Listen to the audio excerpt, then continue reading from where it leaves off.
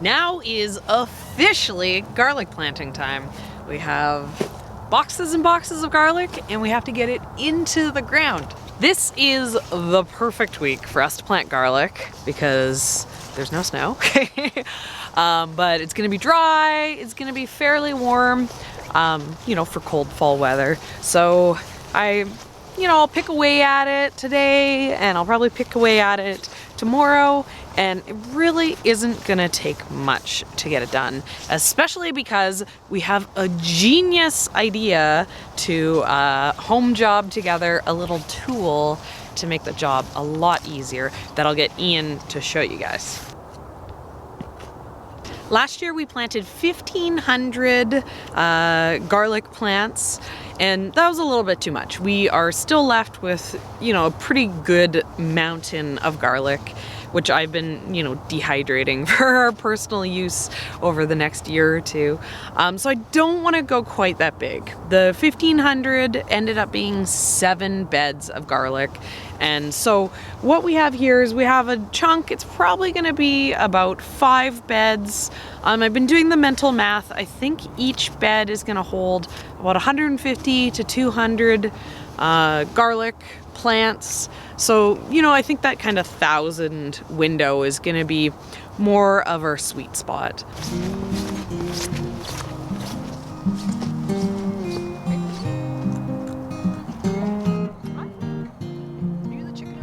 We also have some limitations too on how much garlic we have to plant. I wanted to try a soft neck garlic, so I did an order of, you know, like it was 100 heads of this Yugoslavian garlic. So I have this, it's seed garlic, I know it's good, but we were supposed to go and get some new red Russian garlic, which is the main garlic that we grow, and it was a horrible year for sourcing good seed garlic. So I'm gonna do what I said I wasn't gonna do, and I'm gonna plant my questionable garlic and cross my fingers that it's not diseased and that I can actually get a harvest off of it. No matter what, you know, I think in here there's like 400 cloves. So that, you know, that'll be a good chunk of garlic. And then if the red Russian is really, really struggling, we can always pull it early and sell it as green garlic, and it'll just be a bad garlic year. But the trick to farming is that you have to be positive about the future. So right now, I'm sitting here, my garlic, it's gonna work out. We're gonna have a beautiful mountain come next summer, no problems, as long as we get it into the ground. Here is our super secret tool. It's just our broadfork, and then where we want to plant the garlic, we just kind of zap strapped some irrigation pipe over top. So, you know, 3 pieces of pipe, put them in the vise, drilled some holes, thread a zap strap through, and then tightened it on.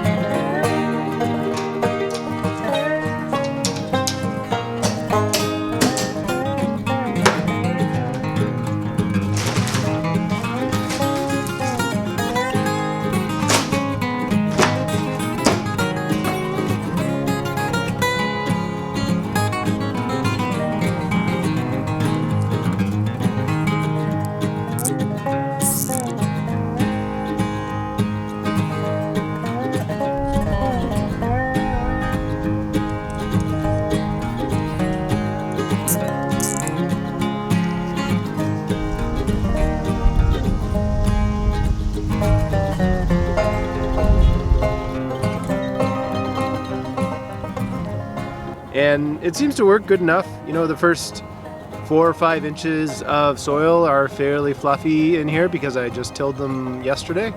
So, you know, as long as you can get it deep enough for a clove, then that's good enough. The most time-consuming part of planting garlic for us is the actual digging of the hole. So with this automated process, you're standing up while you can do it. You can just pound them off. We think that this will make the garlic planting go really fast. I'm gonna make some holes. Show me how it works. Well, I'm doing it backwards here, but the last handful of markets, we've sold a tremendous amount of garlic. It has been one of the big money makers at our last couple markets. And it really was just kind of like worth maybe 20 to 30 bucks a market for us during the peak of summer. We were selling maybe 10 heads of garlic a market during the summer, and now we're selling, I don't know, like 50 maybe. A significant difference, and it really is adding up. So I think in the future we will be growing more than 1,000 heads for sure again. But for this next year, you know, we didn't sell it all this year. We'll grow less next year just to make things a little easier on us.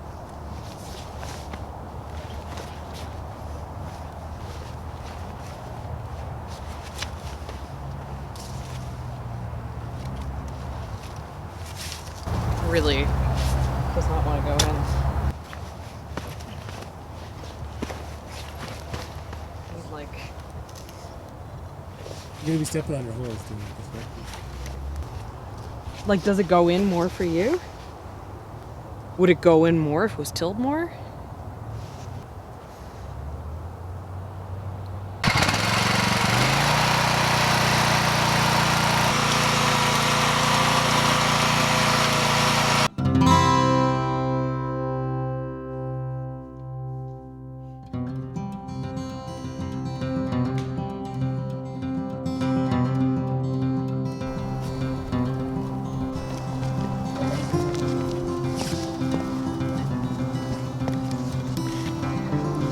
That looks good. Yeah, that's good. So we got 2 beds of garlic planted.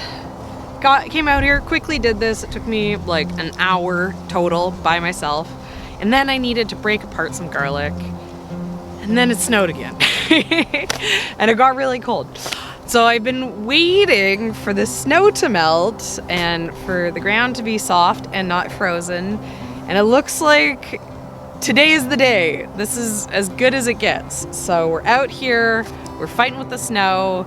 We're gonna get the last of our garlic planted because it's now or never. This is like way later than what we should be doing. But garlic is very, very hardy, so we're not too worried. This is my red Russian garlic. This is what I have left planted. And I've broken up most of it into cloves ready to get popped into the ground. But I thought I'd quickly show you guys what to do. So what you want to do is you want to break apart your heads of garlic. I open up the wrappers, and then you want to pop the cloves off. Ugh. You want to keep the wrapper on if you can. If the wrapper falls off, it is fine. Do not worry, you can still plant it. And you don't want to completely damage this spot because this is where all the roots grow up. So you just crack apart your bulbs like that, and then they're ready to get popped in the ground. Slide up.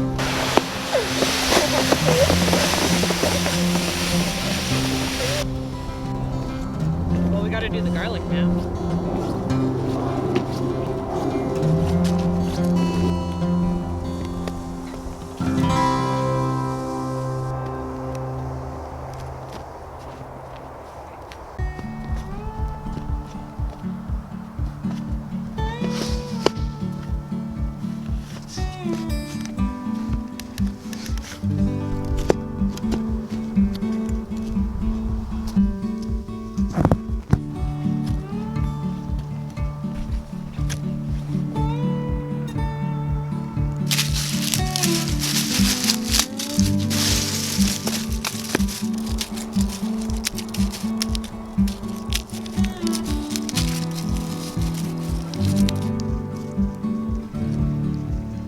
Planting the garlic is really simple. You just put it pointy side up, you know, the base which was connected to the roots, is what goes in, and because I have these perfect tight little holes, I literally just need to pop it down in the right direction and it plants itself.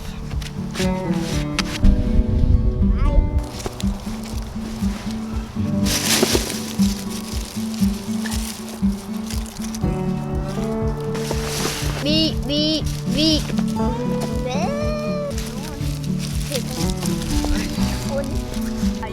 No, one. Why? I want.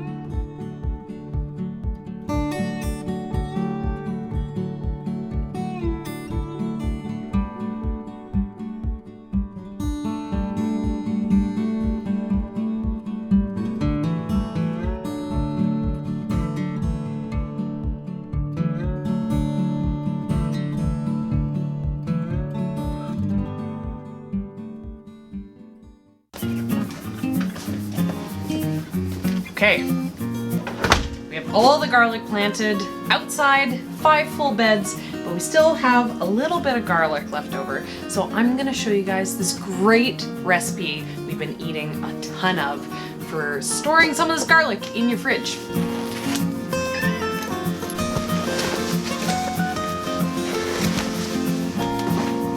What we're gonna need for this recipe is a little bit of garlic and a little bit of oil. What I'm gonna do with all these leftover cloves, because once the bed was done, there's still actually quite a bit of garlic. So I'm gonna come and I'm gonna peel all these off, and the recipe we've been making is called garlic sauce. And I will include a recipe down below in the description. It's basically like if mayo was the best thing you've ever eaten, because it just is like garlic heaven.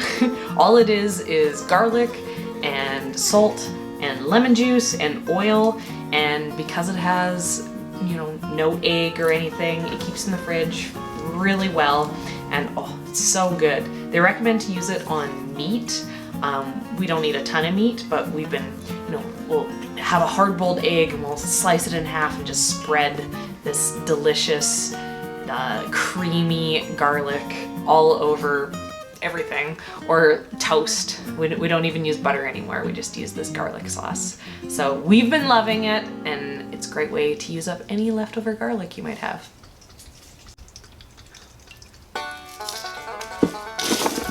I sit and I peel garlic while we watch TV shows, but I think I need a few more cloves. To make this, you need a food processor to blend everything up, and it calls for 1 cup of garlic, but I can't find my 1 cups, so we're using 2 half cups. Next, you need 2 teaspoons of salt. And you put this in to help chop up all the garlic and mince it really fine. Next, we need half a cup of lemon juice. The recipe says that you should slowly add lemon juice, like a little bit of oil, a little bit of lemon juice, a little bit of oil, a little bit of lemon juice. But I'm too lazy to follow recipes, so just gonna put that all right in there. Oil emulsifies, super easy. You don't have to worry too much. The next step, which is the long step, is you need to use a light tasting oil. I'm using canola oil. I don't always use my 16 liter jug, but my other jug is not filled up, and I figured this would be ridiculous, so we're gonna go with this. You want a light tasting oil, you don't want to use olive oil, because you want to taste the garlic more so than the oil itself. But I don't think you could use olive oil and the recipe would work out. It just wouldn't taste as creamy. While the food processor is going, you slowly add in 3 cups while it's mixing, giving it a chance to emulsify. This is gonna take a little while to start.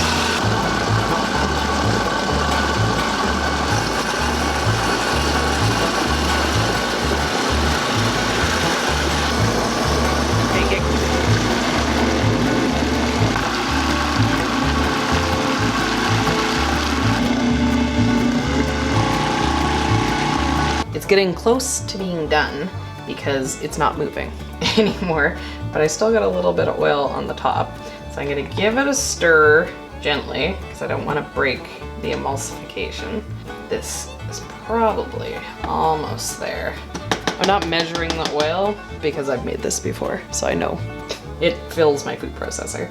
I just go until it's full.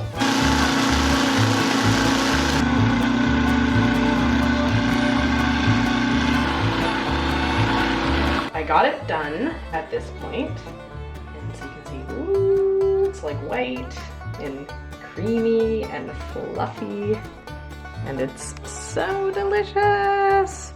This is how we normally eat it. It's very garlicky though.